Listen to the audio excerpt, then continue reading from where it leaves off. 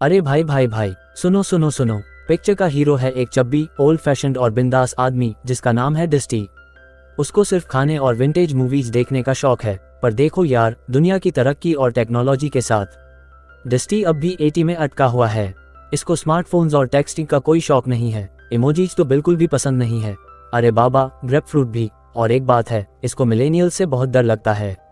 Teenage इसको बिल्कुल बर्दाश्त नहीं होता जो डस्टी के खिलाफ ओपिनियन रखते हैं। फिल्म की शुरुआत में डस्टी अपनी कार में बर्गर मंच कर रहे हैं और 80 का रॉक म्यूजिक सुन रहे हैं। पर देखो भाई, 50 साल का होकर भी इसका कोई फिक्स जॉब नहीं है। इसकी यह आदत ने इसको सभी दोस्त खो दिए हैं, पर इसको कोई फिक्र नहीं है। एक दिन एक बंच मिलेनियल्स ने उन्हें वीडियो बनाकर सोशल मीडिया पर डाल दिया और डस्टी बिल्कुल अनकंफर्टेबल हो गया, पर बेचारा कुछ बोल भी नहीं पाया। फिर थोड़ी देर बाद उसकी नीस क्लोज उसके साथ कार में बैठती है और दोनों एक मूवी थिएटर जाते हैं। पता चलता है कि दोनों बचपन से ही साथ में फिल्में देखते आए हैं और यह ट्रेडिशन आज भी जारी है। दोनों बहुत क्लोज लगते हैं, पर उम्र और आदतों में फर्क देखकर लगता है कि क्लोज अपने अंकल से थोड़ा अजीब फील कर रही है। अरे भाई, पिक्चर का मजा अभी बाकी है। देखो, जब डस्टी पुरानी गाना बजाता है तो क्लोज बोल देती है, बोरिंग। कार से बाहर निकलो, क्लाउडी। फिर जब दोनों सनाट्रस थिएटर पहुंचते हैं तो अंकल नीस का झगड़ा शुरू होता है कि कौन सी मूवी देखें। डस्टी को 80 की एक पुरानी मूवी देखनी है जो उसने पहले से 10 बार देखी है, पर क्लोज को सिंट्रेट एक्सक्लूसिव 3D मूवी चोजन देखनी है और एंड में स्टबर नीस को उसका तरीका मिलता है। फिर दोनों टिकट लाइन में जाते हैं जहां बहुत सारे मिलेनियल्स सेल्फीज ले रहे हैं और टेक्सटिंग कर रहे हैं। एज एक्सपेक्टेड, अंकल डस्टी को ये सब देखकर गुस्सा आता है और बुरा हाल है कि उसके पास मूवी टिकट्स खरीदने के लिए पैसे भी नहीं है क्योंकि वो इतने महंगे हैं। ये सब मॉडर्न लिविंग का हिस्सा है जिसे अंकल डस्टी भाग नहीं सकता, इसलिए क्लोज को मजबूरी में कुछ पैसे निकालने पड़ते हैं। पर अजीब बात यह है कि सारे कॉन्ट्रैक्ट एम्प्लॉइज, टिकट सेलर और बाउंसर्स के चेहरों पर अजीब और उदास नजरें हैं। मुझे तो लगता है ये सब नॉर्मल है। मैं थिएटर में जाने से पहले अंकल डस्टी 3D ग्लासेस को बिन में डाल देता है और अपने भारी चश्मे निकालता है जो उनको शिफ्टर्स कहता है। लगता है उसको 3D मूवीज से इतनी नफरत है कि वह ये शिफ्टर्स लेकर आता है ताकि वह 3D मूवीज को 2D में देख सके। उसने पेरिस नाइस भी साथ लेकर आया है, पर क्लोज ने उन्हें नहीं पहनने दिया। फिर डस्टी कैंटीन में पॉपकॉर्न खरीदने चला जाता है। वहां कुछ मिलेनियल्स उससे घेर लेते हैं और पूछते हैं कि क्या वो गलती से 3D सेक्शन में आ गए हैं। वो बस कहता है कि वो एक मूवी फ्रीक है और फिर वो वीट फ्लेक्स लेकर चला जाता है। बट ओके, जब वो मेन थिएटर में जाता है तो उससे सिनेमैक्स के मैनेजर, एक अच्छे दिखने वाले लड़के जैक फ्लर्टिंग करते हुए क्लोई के साथ मिलता है। पर जैसे ही डस्टी उनके पास जाता है, जैक बहाना बनाकर चला जाता है। भाई, ये तो अल्टीमेट ट्विस्ट है। लेकिन एक साथ ही क्लोज के 2 दोस्त आकर उसके पास बैठ जाते हैं। पता चलता है कि यह उसका प्लान ही था। उसका अंकल के साथ मूवी देखना बस बहाना था घर से निकलने का।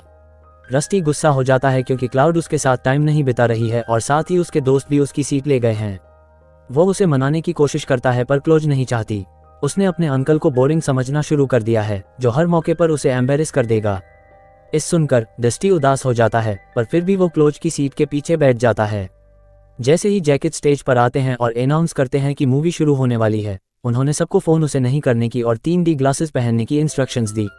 मिलेनियल्स को अनाउंसमेंट से बहुत उत्साहित होते हैं और खुशी से चीर करते हैं। फिर मूवी चोसन शुरू होती है। यह एक लव स्टोरी है जिसमें कुछ अजीब एक्टिंग और स्टोरी लाइन्स हैं, लेकिन फिर भी अल्ट्रा रियलिस्टिक 3D एक्शन की वजह से मिलेनियल्स को यह बहुत पसंद आती है। हर डायलॉग पर वो चीर करते हैं। पर अंकल डस्टी, जो कोई ग्लासेस नहीं पहना है, वो मूवी से निराश हो जाता है। उसको घर जाने का इंतजार होता है। थोड़ी देर बाद उसको अपने शिफ्टर ग्लासेस याद आते हैं और वह उन्हें पहन लेता है, पर क्योंकि यह 3D को बोरिंग 2D में कन्वर्ट करते हैं, डस्टी अब भी संतुष्ट नहीं होता, तो वो दूसरे लोगों को परेशान करने का फैसला करता है। क्लोज के एक दोस्त ECS थिएटर में फोन उपयोग करने की रिमाइंडर टेक्स्ट करता है और एक छोटी सी हंगामा मचा देता है जो कि दूसरे मिलेनियल्स को पसंद नहीं आता।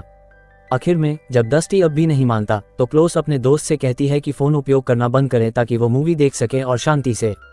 डस्टी को लगता है कि उसने जीत लिया है, बिल्कुल भी अनदेखा कि वह अपनी नीस को अपने कूल दोस्तों के सामने शर्मिंदा कर रहा है। जब मूवी चलती है तो डस्टी और ज्यादा बोर हो जाता है।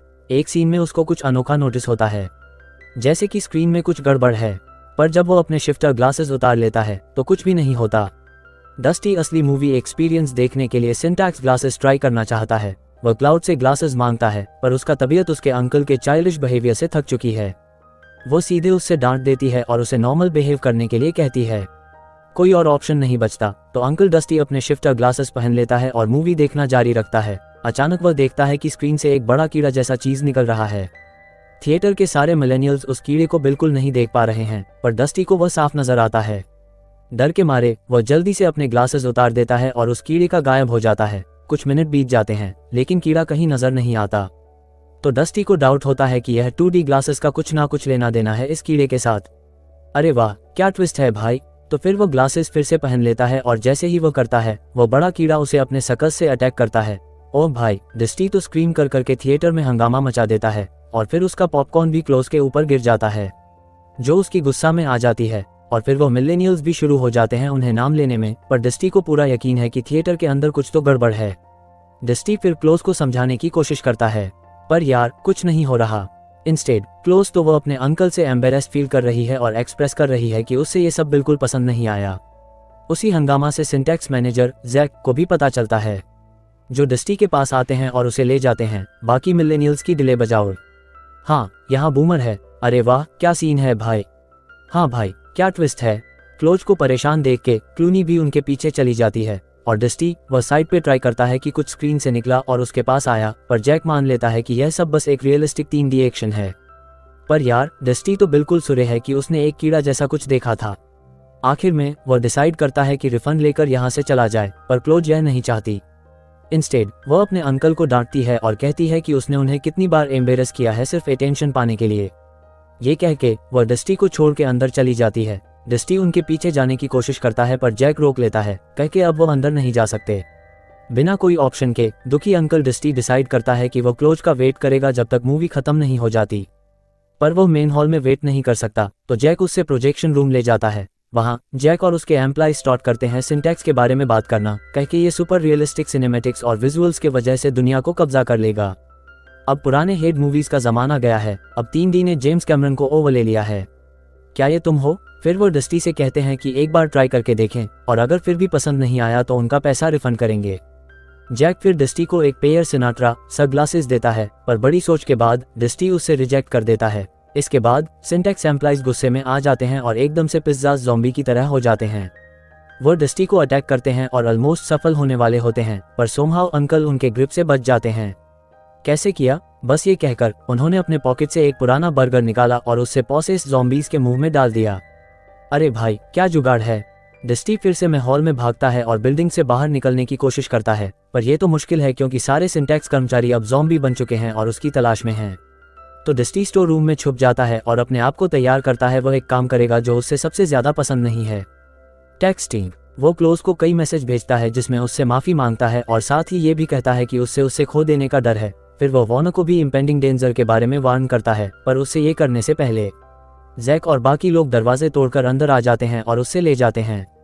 तब तक क्लोज अपने अंकल को डांटा होने के लिए खुद को बुरा फील कर रही है। वो उसका अगला मैसेज का वेट करती है, पर वह नहीं आता। इसलिए जब उससे उसके शिफ्टर्स ग्लासेस फ्लो पर पड़े हुए मिलते हैं तो वह उन्हें उठाकर पहन लेती है और देखो, एकदम शॉकन वह देखती है कि स्क्रीन पर एक बड़ा सा क्रीचर है जो अब पूरा स्क्रीन कंट्रोल कर चुका है। ये क्रीचर सभी दूसरे मिलेनियल्स का लाइफ सक कर रहा है, मतलब क्लोज ही एक अकेली बचा हुआ इंसान है थिएटर में। डर के मारे वह अपने ग्लासेस उतार लेती है और भागने की कोशिश करती है, पर सारे इन्फेक्टेड मिलेनियल्स उसके पीछे भागते हैं और लगता है कि सब खत्म हो गया है।